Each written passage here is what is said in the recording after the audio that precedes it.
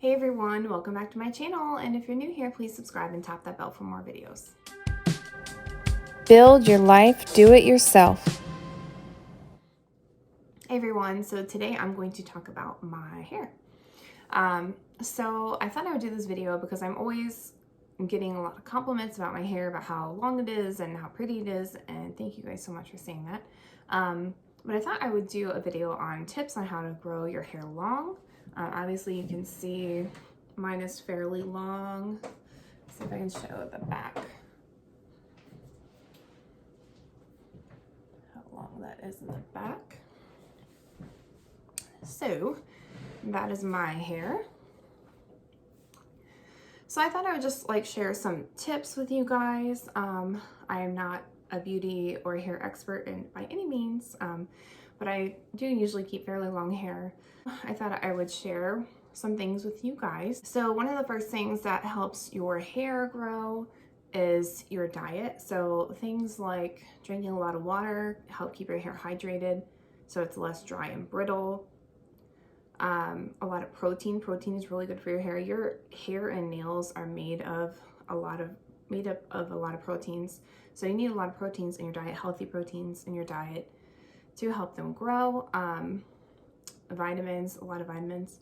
There's also vitamins, keratin and biotin, that can help with hair and nail growth.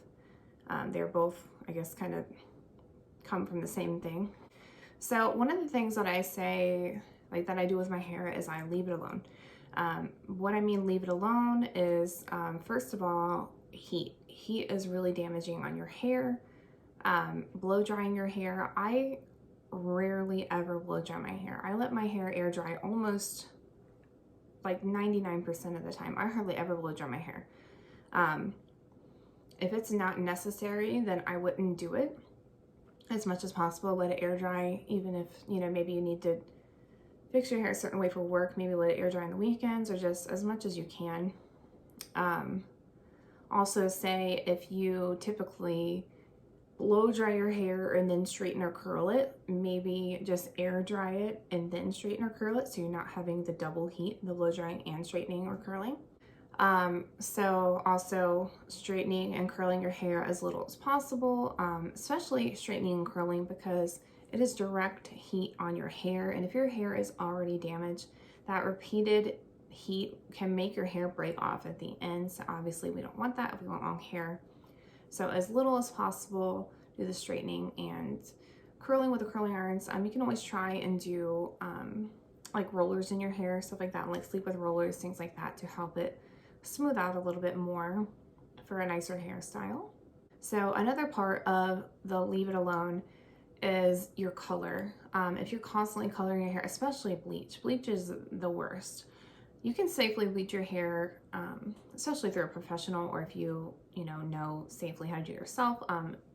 You can do it occasionally, but if you are constantly bleaching your hair, constantly dyeing and highlighting it, it's just going to damage your hair, especially the bleach. So if your hair is already damaged, please don't put bleach again on top of it, because it can definitely make your hair break off. I've done it to my own hair before, where I've had to cut off several inches of my hair from bleaching it when it was already damaged from all the dyeing and bleach that I was doing previously. So also bleaching, highlighting, coloring. If you color your hair often, that's obviously also damaging your hair. So say if you're somebody who gets your hair highlighted or colored every 6 to 8 weeks, like how they tell you exactly to do, maybe push it a little bit farther when you can, maybe 10 weeks, 12 weeks, even longer. One thing I like to do is highlights, because highlights, they're not as noticeable when your hair goes out. If your hair color, your natural color, is very different from your dyed color, you really can see that root line really bad. So when you do highlights, it's just little strands, so it's not as noticeable when they grow a little bit longer than the color. So the third part of leave it alone is cutting your hair. Obviously, if you're constantly cutting your hair, it's not going to, well, it will grow from your head, obviously, but the length will not get longer.